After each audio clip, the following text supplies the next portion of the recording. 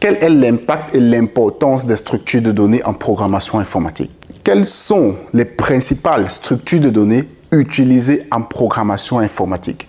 Si tu es débutant ou novice en programmation informatique et que tu souhaites apprendre davantage sur les structures de données, suis cette vidéo jusqu'à la fin où je t'expliquerai avec des exemples et des termes simples ce que sont les structures de données. Bonjour, moi c'est Lapiemo, je travaille comme freelance développeur logiciel et sur cette chaîne nous parlons de livres, de programmation informatique et de freelancing. Revenons à notre sujet du jour. Une structure de données, c'est une organisation ou alors un formatage des données de telle sorte qu'ils puissent être utilisés dans un contexte bien précis. Dans ma vidéo précédente, je parlais des différents concepts qui s'articulent autour de la programmation informatique. Si tu ne l'as pas encore regardé, je t'invite à le faire. Maintenant, parlons des différents contextes dans lesquels intervient ou alors sont utilisées les structures de données. Le premier contexte, c'est dans les algorithmes. Un algorithme, c'est une succession d'étapes. Un algorithme traite des données, fait un traitement sur des données. Et pour traiter ces données efficacement, un algorithme a besoin de savoir sous quel format sont représentées les données. Comment sont structurées, comment sont organisées les données. C'est sur cette base que les algorithmes vont se reposer pour faire le traitement des données.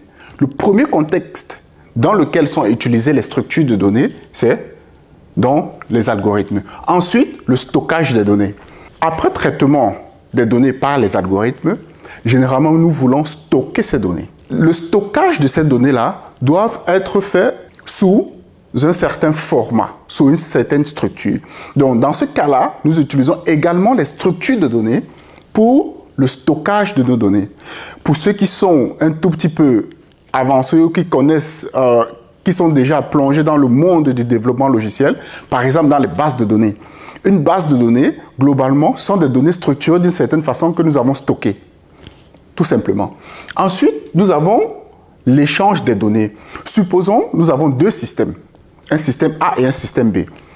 Pour rendre l'exemple un peu plus concret, disons, nous avons l'application Facebook, le système A, l'application Facebook, et tu es développeur et tu as ton application que tu es en train de développer. Disons aussi, ton application s'appelle Mon application. Tu as besoin dans ton application d'afficher, par exemple, la liste de ses amis Facebook.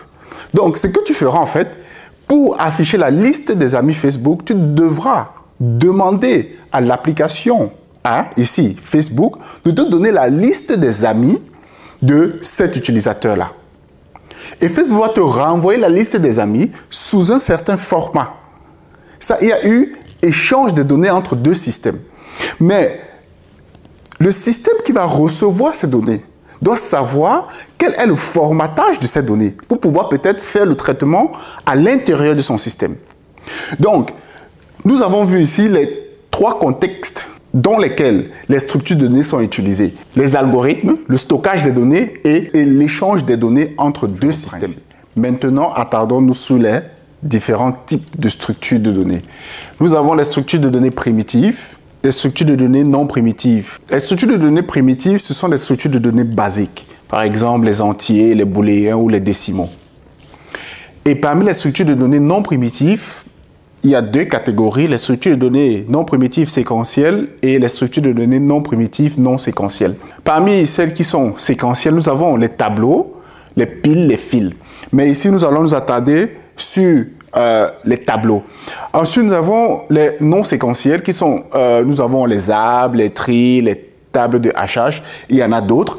Mais ici, nous allons nous attarder un peu sur les tableaux et sur les arbres parce que ce sont les principales structures de données qu'on rencontre dans l'univers du développement logiciel ou alors en programmation informatique. Commençons avec les tableaux. Par contre, il y a quelque chose de très important, de très bien garder à l'esprit. Vraiment l'enfoncer dans son crâne, surtout quand on débute. Ce que je vais dire, c'est qu'un tableau commence toujours. Donc, les tableaux sont les structures séquentielles qui sont représentées via des indices. C'est-à-dire qu'ici, nous avons notre tableau avec 5 cellules. Et dans notre tableau, nous avons la donnée 1 qui est dans une cellule, la donnée 2 et ainsi de suite. Chacune est dans sa cellule. Mais par contre, un tableau commence toujours à l'indice 0. Durant mes années d'études, quand on donnait des exercices, il y a beaucoup de personnes qui rataient leurs exercices parce qu'ils oubliaient. Ce que je dis, c'est très important. Parce qu'ils oubliaient qu'un tableau commence toujours à l'indice 0. C'est vrai que ça peut nous embrouiller un tout petit peu parce que, voilà, ici on voit très bien, ok, m'a donné 1, m'a donné 2 et ainsi de suite. Mais par contre, il faut toujours se rappeler que notre tableau commence à l'indice 0. Donc, ce tableau à l'indice 0, la donnée qu'il y a à l'indice 0 de ce tableau, c'est la donnée D1. La donnée qui est à l'indice 3 de ce tableau, c'est la donnée D4. Bien garder ça à l'esprit. Ensuite, nous avons les arbres. Les arbres, globalement, on parle beaucoup d'arbres binaires. L'idée des arbres, c'est d'avoir une structure où les données seront toujours triées. C'est-à-dire que dans notre arbre ici, nous savons qu'un arbre est représenté, comme vous le voyez ici, à travers des nœuds. Un nœud pair a 2 nœuds fils, gauche et droite. Et nous savons dans un arbre que le nœud fils de gauche est toujours inférieur au nœud pair. Et le nœud fils de droite est toujours supérieur au nœud pair. Et ce qui veut donc dire que quand nous avons, par exemple, ces structures, si nous avons besoin de faire un certain traitement, nous savons que, ok, si j'ai un arbre, pour savoir, comment je vais dire, le plus petit des fils, je n'ai pas à réfléchir, je m'en vais directement au nœud gauche, parce que je suis sûr qu'il est inférieur. Et quand on veut rajouter un nouveau nœud, un nouvel élément, cet élément doit toujours être, on doit réarranger notre nœud de telle sorte qu'il reste toujours trié. Donc, en fait, les structures de données, en fonction du besoin, nous allons utiliser une structure de données bien précise. Dans certains cas, il est important d'avoir des nœuds. Et dans d'autres cas, nous pouvons utiliser des tableaux, des piles, des fils, en fonction, bien sûr, de nos exigences et de notre besoin.